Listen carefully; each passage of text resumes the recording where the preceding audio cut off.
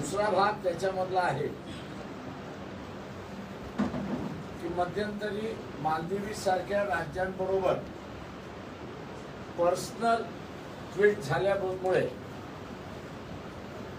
यांनी tourism industry तिथली पूर्णपणे बंद केली. मदत जी आहे ती असताना बंद केली.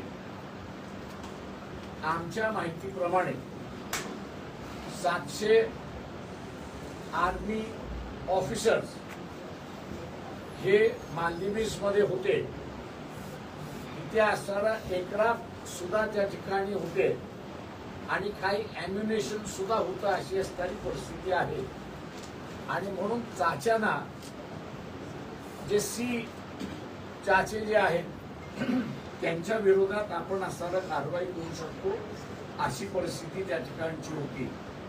पण मालदीव्सच्या विरोधातली भूमिका भारताने घेतल्यानंतर तिथल्या आमच्या माहितीप्रमाणे कमीत कमी 250 आर्मी ऑफिसर्स परत पाठवलेले आहेत.